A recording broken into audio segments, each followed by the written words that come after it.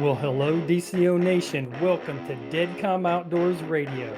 This is the show where the tide set the tone and the bite tells the story. We're diving into everything saltwater inshore kayak fishing, from lures and locations to weather, water, and winning tactics. If it helps you hook up on more fish, we're talking about it right here. So grab your paddle, check your drag, and here we go. Well, hello, DCO Nation, and welcome to Dead Calm Outdoors right here on the Outdoor Radio Network. And before we jump into talking about ICAST 2026, I would like to invite everybody to follow me on my Instagram, Facebook, Spotify, YouTube. I've been putting out some videos of some of the fishing trips that I've been going on, some of the flounder and redfish that I've been catching. So if you guys like the long form videos, sit back on a Saturday morning. If you're not fishing and you want to catch up on some good fishing adventures, go over to Dead Calm Outdoors and give me a follow. I would greatly appreciate it. So, guys, last week I was down at ICAST. It was my very first trip down there, and it was absolutely awesome. I know that all over social media right now, everything is ICAST. You guys are seeing all of the YouTubers, the influencers, all of the big manufacturers. They're all putting out, little shorts, little tidbits, everything on social media on their new products that they had down there. People who were stopping by their booths. You're probably getting just absolutely flooded with ICAST information. But, I wanted to go ahead and do mine. I started it last week because last week the very first day I was down there, it was the on the water demo days. And so went out there, got to check out, a few booths. There were probably about 20 or 30 companies that were sitting right along the little lakefront right there. And then there was three floatable docks that were right behind them. And on those docks were all of the kayaks. And then down on the other side, there was an area where you could try out rods and reels and do some casting and things like that. So super cool. If you guys want to hear that episode, go back to Spotify or YouTube last week, and you guys can catch up on that. But so I want to kind of talk about the main show. So the big exhibition opened up on Wednesday. I got there probably right at about 10:30. Had a little bit of an issue. The first night I was there, I picked up a nail in my tire. Yep, I woke up in the morning, had a flat tire, and I was like, great. This is how this is going to start. But the guys who repaired it, they were fantastic. They got me right back out on the road. I greatly appreciate those guys. But I made it to ICAST, went down the big escalators, and I mean, it's like a kid in a candy store for fishing. Everybody was there, you name it, and they were there. So, I mean, Shimano, Daiwa, Z-Man, a few kayak companies, not as many as I thought were going to be there, but there were a few kayak companies. So I walked down, and being a member of the media, I didn't really walk it. I walked straight in because I had a backpack with me, and I went straight to the media center. So there was a small little area that the media could go in, drop off their stuff, and kind of have it, fairly secured, because I had a computer with me and some other electronics to take some notes and go back there and drop off some certain things. So I went right back to the media center. Then I started walking the floor. I told myself, listen, I don't really want to stop at a lot of booths. I just want to kind of walk the floor, see who's there, kind of get a feel for it, and then almost take like some mental notes and be like, okay, I want to come back. I want to take a look at this and take a look at that. And so I took right off. And of course, that plan went right out the window because one of my first stops was Yak Attack. So I slipped right in there and I was like, okay, I'm just going to go ahead and I'm going to start looking because kid in the candy store, what are you doing, man? You're reaching and you're grabbing things. So one of the first things that I wanted to see was the new wheelie bar. You guys have seen it. It's been all over social media. It's basically I'm going to call it an attachable cart to the back rail system of your kayak. And basically, how it works is it like slips under your kayak. You lift up the back of your kayak. These wheels swing towards the front and kind of settle, I'm going to say, center back of your kayak. And then as you put it down, you roll it around. When you get to where it needs to go, you lift up the back. The wheels swing back towards the stern of the kayak. And then you put those wheels kind of on the tank well of your kayak. Super cool, innovative, absolutely love it. I've been waiting for it to come out. I talked to one of the gentlemen there. His name was Ian, and he said that it was going to be coming out in August, and it's going to retail right at about $350. So what really caught my eye with this was the ease of transporting your kayak. You guys who are at busy ramps and you don't really want to take up a lot of space and a lot of time, pulling these carts off, strapping them down, pulling them on, strapping them on.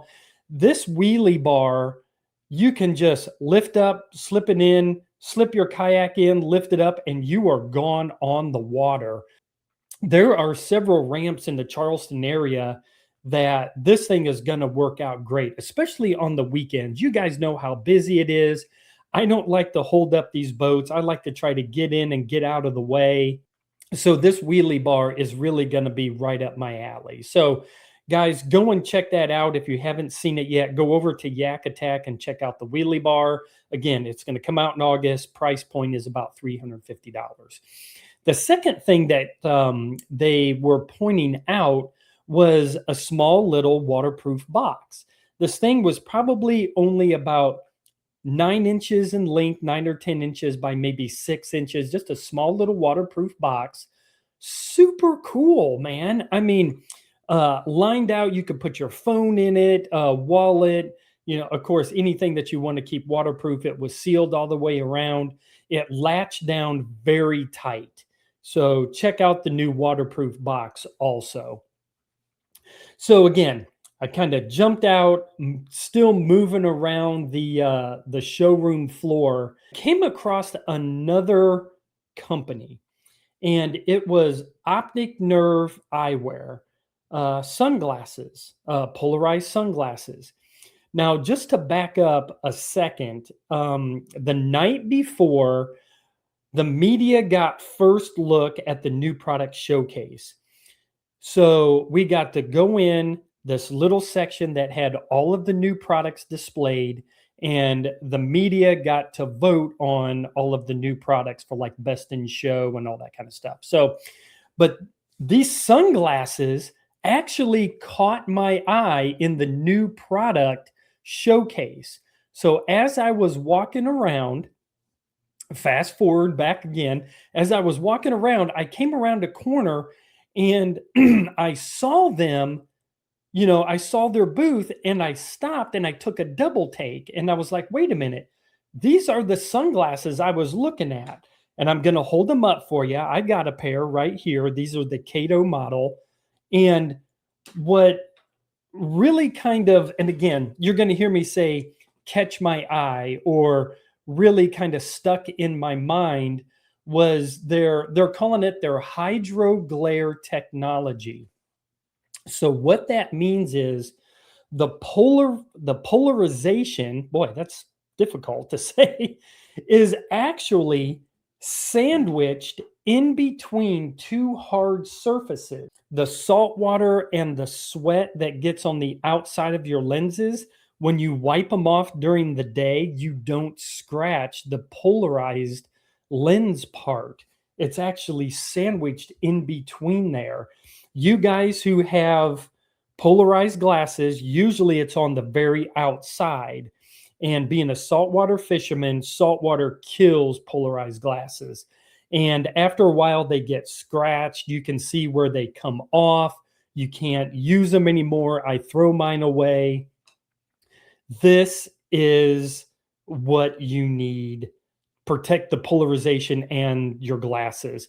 Guys, if you can't see on the water, you are missing fish. I wore them this weekend. I caught flounder. I loved them. One of the things that I really liked about them was at the end of the day, the top of my ears didn't hurt. These things are very lightweight, and I'm super impressed with them. So go check out Optic Nerve Eyewear. These things are going to price point at $60.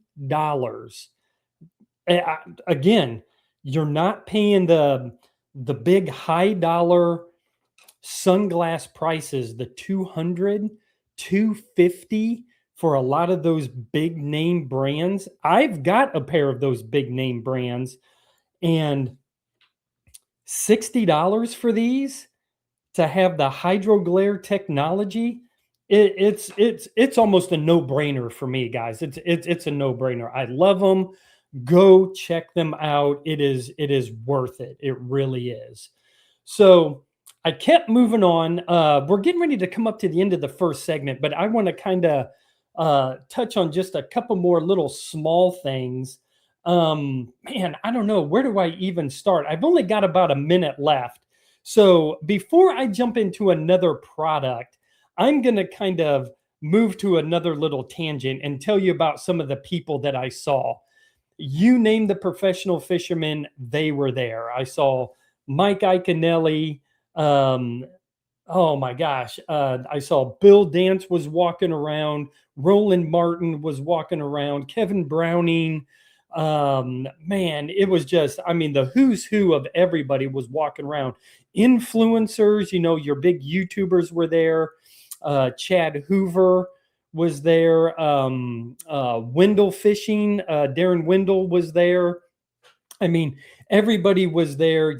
I'm not a starstruck guy. I don't go up for autographs or anything like that. But it was just really cool to see all those guys. But guys, that is the end of the first segment. Don't go anywhere. We're going to be jumping into some other products.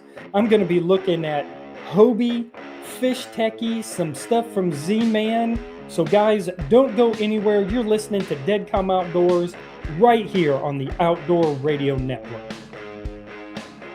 Well, welcome back, DCO Nation. You're listening to Dead Calm Outdoors right here on the Outdoor Radio Network. And in that first segment, I just started to touch on some of the products there at ICAST that I saw.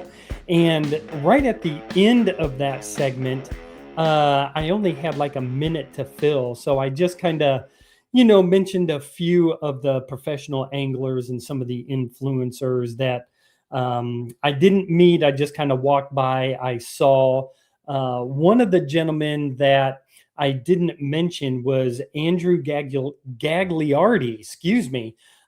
He is a professional fisherman. He is from South Carolina. He lives up in the Columbia area, and he was sitting in the media center one day, and I was kind of sitting fairly close to him, but pretty cool because I follow Andrew with him being a local guy from South Carolina. So that was pretty cool. I probably should have introduced myself. He probably wouldn't have mind, but he looked tired and I really didn't want to bother him. So, but really neat to see all those guys and, be able to just kind of see them in their element, in their booths, talking fishing. So let's go ahead and let's continue some of these products that I was looking at. So I came up onto the Hobie booth, and the Hobie booth had everything there, from their inflatables that they have, the pro anglers, the Outbacks, the passports, everything was there.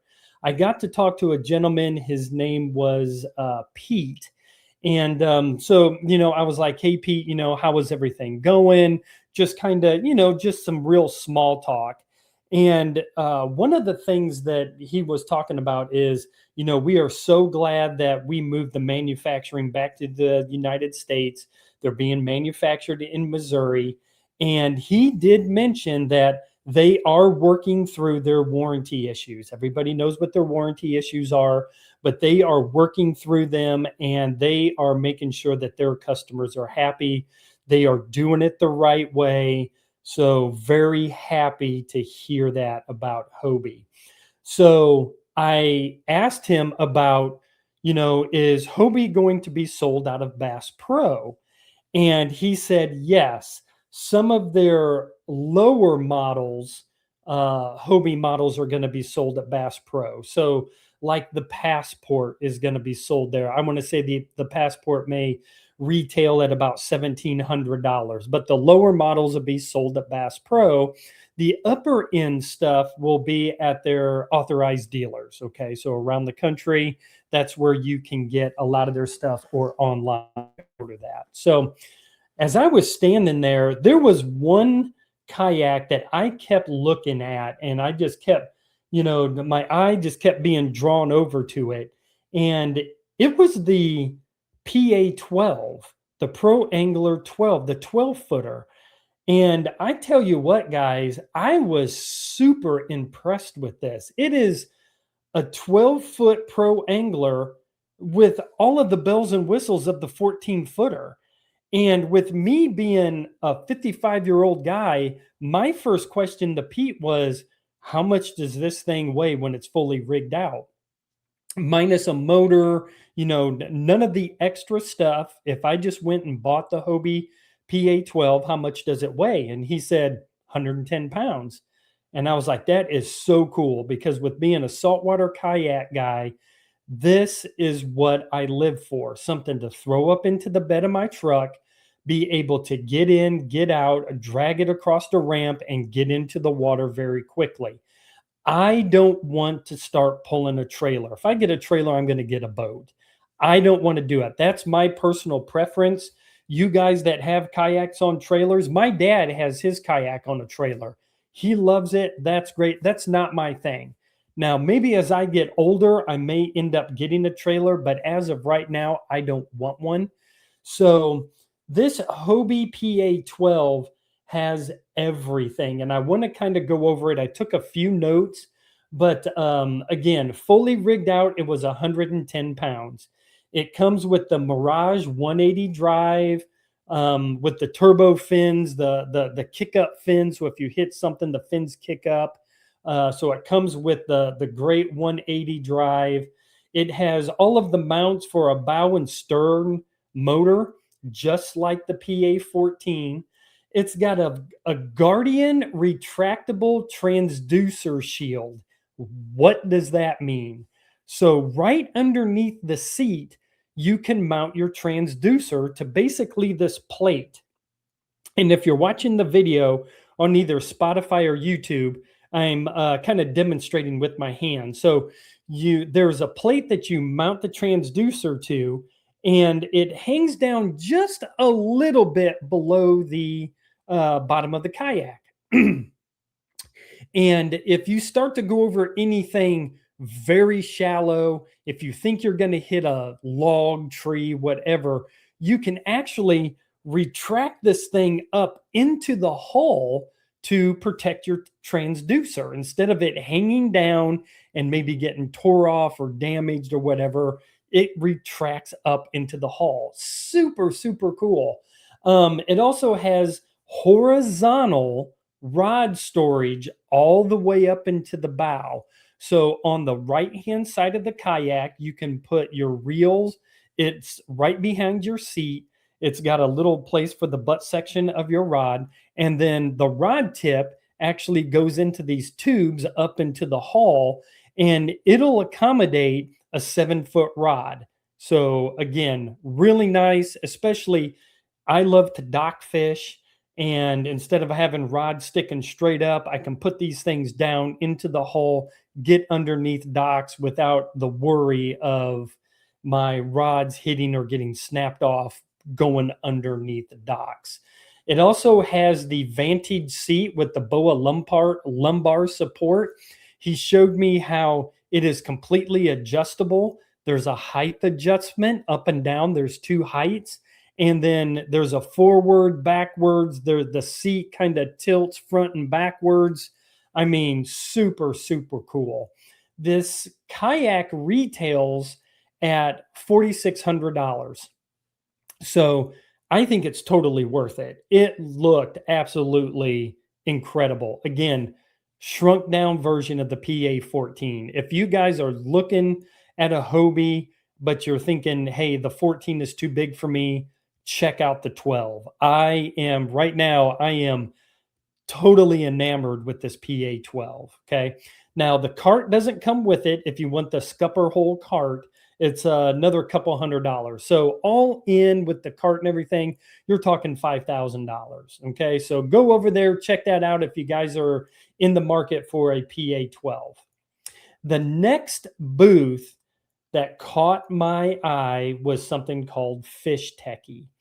This is an AI app that when you take a picture of it, it will give you the length of the fish, the girth of the fish, and the weight of the fish. So this is how it works. And I know I'm going to butcher this, but basically you have this thing that is called a proof ball. This proof ball looks like a ping pong ball.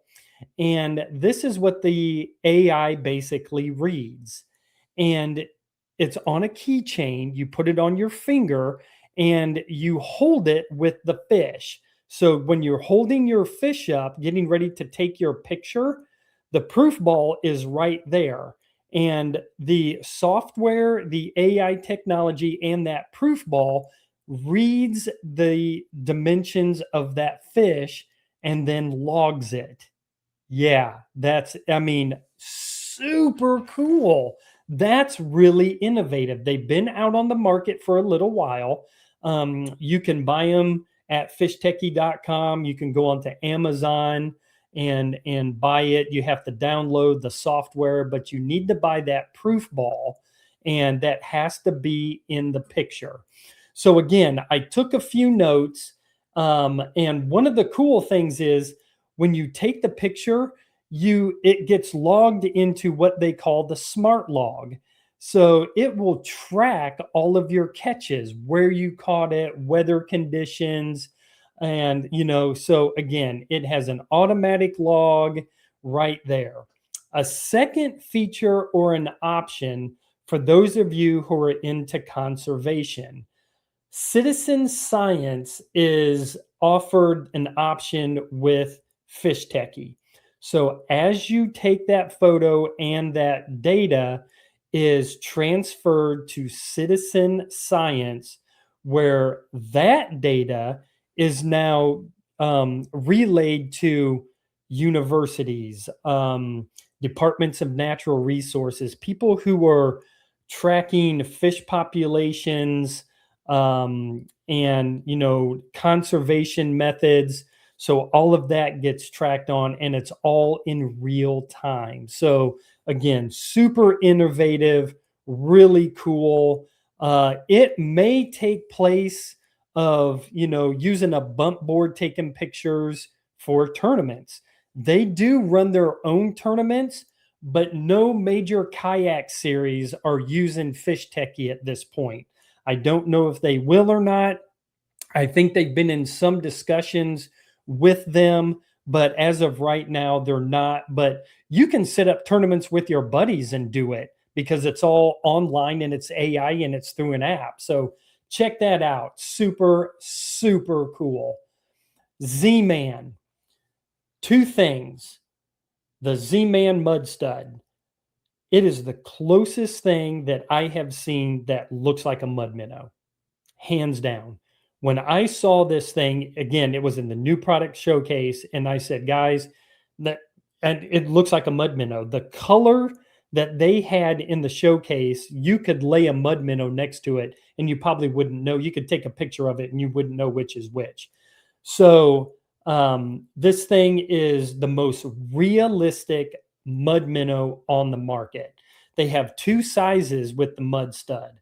275 at a quarter ounce. They're all pre-rigged, and a 3.25 with 3/8 of an ounce. Okay, so these are made to roll on the bottom where a mud minnow is. 12 colors. Check it out. They'll be coming into the market within the next month.